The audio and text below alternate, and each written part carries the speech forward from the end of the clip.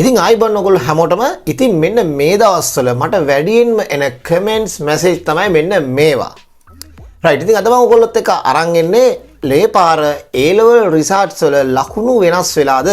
ඔයාලට A එක වෙනස් වෙලාද B එක වෙනස් වෙලාද එහෙම නැත්නම් S එක දෙන එක ගාන වැඩි කළාද? ඉතින් මෙන්න මේක ගැන තමයි අද මම මේ වීඩියෝ එකෙන් ඔයාලත් එක්ක කතා කරන්නේ. ඉතින් වීඩියෝට යන්න ඉස්සෙල්ලා හැමදාමත් වගේ කියනවා ඔයගොල්ලෝ මේ වීඩියෝ එක බලලා channel එක subscribe කරලා නැත්නම් අනිවාර්යෙන් subscribe කරලා තියාගන්න.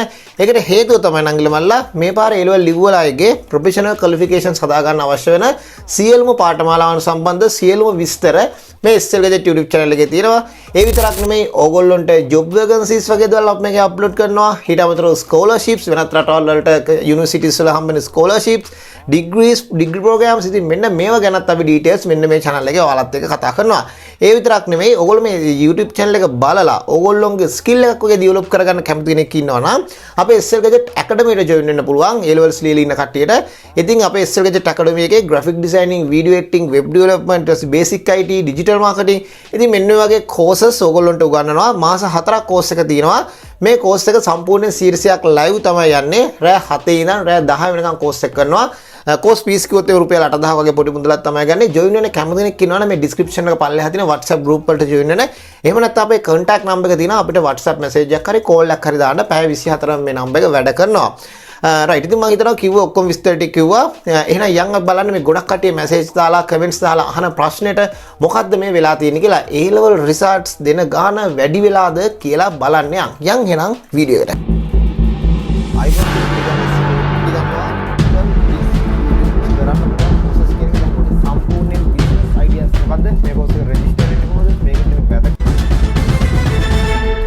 හරි නංගිල මල්ලා ඉතින් මම වීඩියෝ එක පටන් ගන්නකොට ඕගොල්ලන්ට ලොකු විස්තරයක් සඳහන් කරා. ඉතින් ගොඩක් කට්ටියට දැන් තියෙන ප්‍රශ්නයක් තමයි ඇත්තටම A level results වෙනස් වෙලාද? ඒ කියන්නේ A level results වල marks දෙන ගගය වෙනස් වෙලාද කියන එක. ඉතින් මම කියන්න ඕනේ මේ වීඩියෝ පටන් ගන්න කලින්, ඒ කියන්නේ details දෙන්න කලින් මේ වීඩියෝ එකේ දාන විස්තර පිළිබඳ සම්පූර්ණ වක්කීම් මට ගන්න වෙනවා. ඒකට හේතුව තමයි මොකද මේක A levels ඉතින් ළමයින්ගේ දෙයක් හින්දා. ඉතින් මම මේ සම්පූර්ණයෙන් ඔයගොල්ලන්ට පැහැදිලි කිරීමක් කරන්නේ. ඉතින් ඒ කියන්නේ මේක මෙන්න මේ විදිහට වෙන්න පුළුවන්, මෙන්න මේ දේවල් නිසා මෙන්න මේ විදිහට වෙන්න පුළුවන් කියලා තමයි මේ වීඩියෝ එකෙන් සම්පූර්ණයෙන් ඔයගොල්ලොත් එක්ක කතා කරන්නේ. රයිට් ඉතින් මම වීඩියෝ එකේදී මේ A level results වෙනස් වෙලාද එහෙම නැත්නම් A level result වල A එක B එක දෙන අකේ වෙනස් වෙලාද කියන කලින් මම පොඩ්ඩක් ඔයාලට පැහැදිලි කරන්න සාමාන්‍යයෙන් A level exam එකේ results වල A එක B එක සාමාන්‍යයෙන් දෙන්නේ කොහොමද කියලා. මම මෙතන ෆොටෝ එකකුත් දාන්නම් දෙපැත්තෙන්. සාමාන්‍ය ළමයි ඔයගොල්ලෝගේ A එක දෙන්නේ 75ත් 100ත් අතර. ඒ වගේම තමයි B එකේ හම්බෙන්නේ 65ත් 74ත් අතර. ඒ වගේම තමයි ඔයගොල්ලෝට C එක 55ත් 64ත් අතර. ඒ වගේම තමයි S එක 40ත් 54ත් අතර. ඒ වගේම තමයි ඔයගොල්ලන්ට F එක හම්බෙන්නේ බිඳුවත් 39ත් අතර. මම හිතනවා ඔයගොල්ලන්ට ඔක්කොම ටික කියන්නේ නැති කියලා. ආයෙ අහගන්න එනම් 75ත් 100ත් අතර ඔයගොල්ලන්ට ඒක හම්බෙන්නේ. ඒ වගේම තමයි 65ත් 74ත් අතර තමයි ඔයගොල්ලොන්ට B එක හම්බෙන්නේ. ඒ වගේම තමයි 55ත් 64ත් අතර තමයි ඔයගොල්ලොන්ට C එක හම්බෙන්නේ. ඊට පස්සේ S එක හම්බෙන්නේ 40ත් 54ත් අතර. ඊට පස්සේ F එක එහෙම නැත්නම් ෆේල් වෙන කට්ටිය බිඳුවත් 39ත් අතර අය. රයිට් ඉතින් ඕක තමයි සාමාන්‍යයෙන් හම්බෙන පාස් එක. කියන්නේ සාමාන්‍යයෙන් යන තත්ත්වයේ දෙන්නේ ඔයගොල්ලන්ට ඔන්න ඔය විදිහට. හැබැයි ඇත්තටම මේක වෙනස් වෙන්න පුළුවන්. ඒ කියන්නේ A level result එක දෙන අගය වෙනස් වෙන්න පුළුවන් විවිධ කරුණු තියෙනවා. ඉතින් මම දැන් කතා කරනවා එහෙම වෙනස් වෙන්න පුළුවන් විවිධ කරුණු මොනවද කියලා. රයිට්. ඉතින් ළමයි විවිධ කරුණු මත මෙන්න මේ අගය ඉහළ පහළ යන්න පුළුවන්. එහෙම පසුගිය exam වල එහෙම exam එකේ හම්බෙන ලකුණු අගය ඉහළ පහළ ගිහිපු අවස්ථාස් තියෙනවා. හරි. පළවෙනි එක තමයි සබ්ජෙක්ට් එකකට තියෙන සාමාන්‍ය ලකුණ අසාමාන්‍ය ලෙස පහළ යාම. උදාහරණයක් මම මෙහෙම කියන්නම්.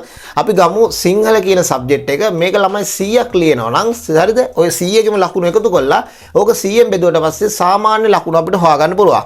ඕක අසාමාන්‍ය ලෙස පහළ ගිහිලා දෙන උදාහරණයක් ගමු ලකුණු 30යි 25යි ඔයගේ අසාමාන්‍ය ලෙස පහළ ගිහිලා දෙනවා කියන්නේ.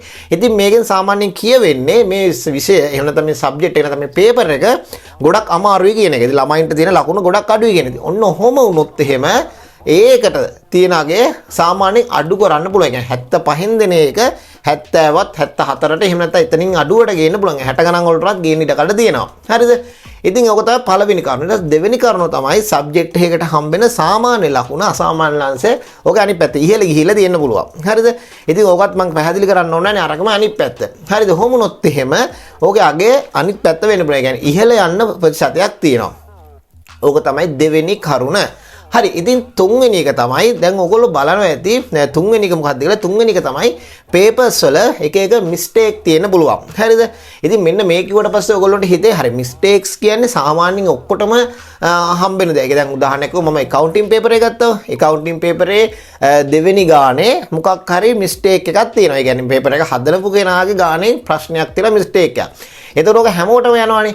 හැබැයි ඕක මතත් ළමයි මේ A1 B1 C1 වෙනස් වීමේ ප්‍රතිශතයක් තියෙනවා. ඒකට හේතුව තමයි දැන් ඔයා හිතන්න අපි ගමු උදාහරණයක් accounting ම ගමුකෝ. ඉතින් මේක ගණන් තුනක් මම ගන්නම්. සමාගම් ගාන, හවුල් ව්‍යාපාර ගාන, තව උදාහරණයක් මම ෂෙයා ගානක් ගන්නම්. හරිද?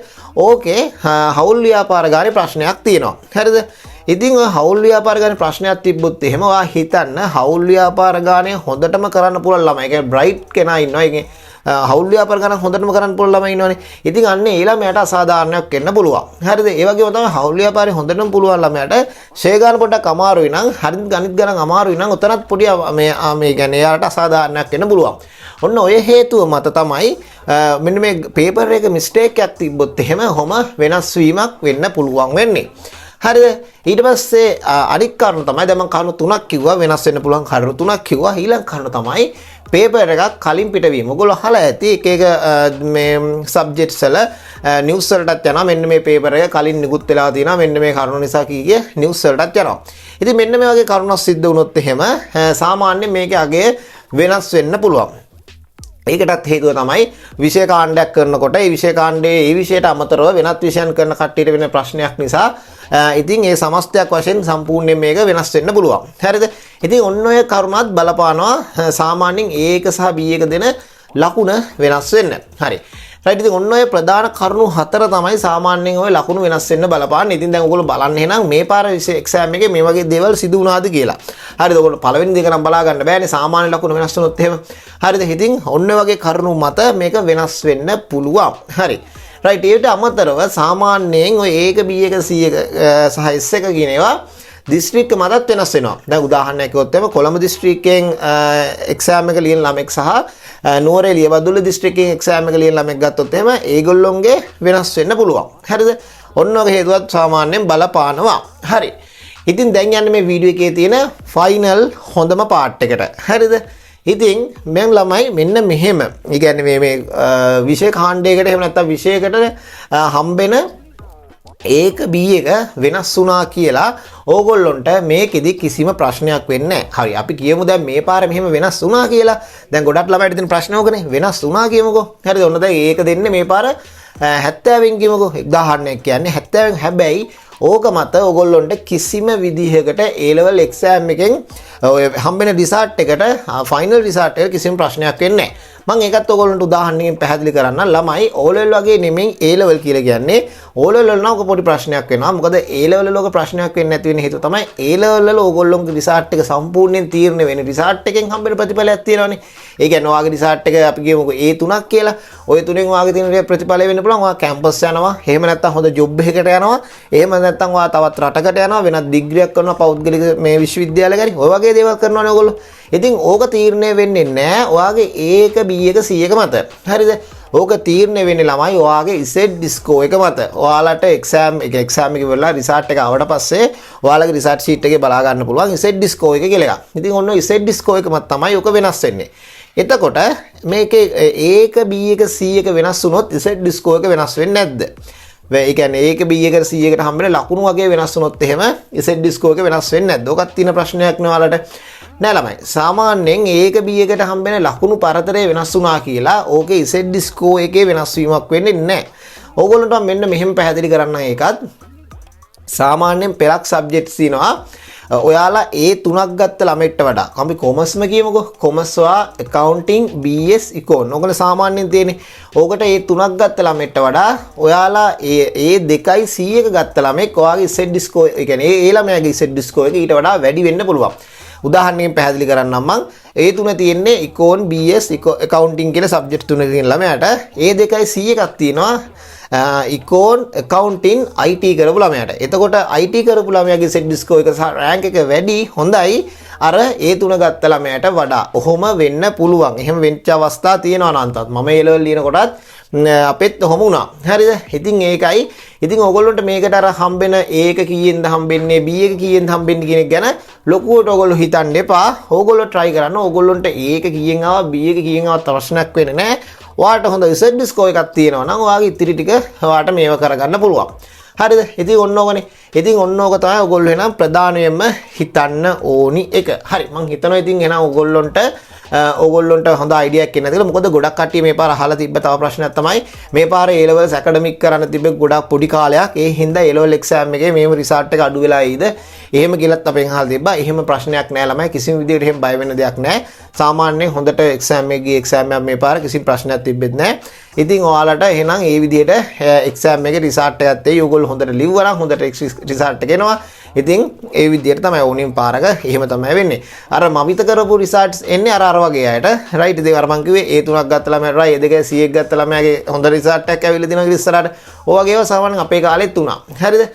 ඉතින් ඔන්න ඔක ළමයි ද කතාව එහෙනම් මං හිතනවා ඔයගොල්ලන්ට හොඳ අයිඩියා එකක් එන්න ඇති කියලා. මේ වීඩියෝ එකේ හොඳ අයිඩියා එකක් ගත්තා නම් වීඩියෝ අනිත් අයට බලන්න ෂෙයා කරන්න අමතක කරන්න බෑ. ඒ වගේම තමයි SL Gadget YouTube channel එක subscribe කරලා ඔයගොල්ලොන්ගේ යාළුවන්ට බලන්න ෂෙයා කරලා Telegram group එකට set වෙන්න. Telegram group එකේ ගොඩක් දේවල් කතා කරනවා. ඒ වගේම FB page එක follow කරලා තියාගන්න. Instagram follow කරන්න. TikTok අපේ follow කරන්න. එහෙනම් අපි ගිහින් එන්න. එතන ඔයාලට සුබ දවසක්.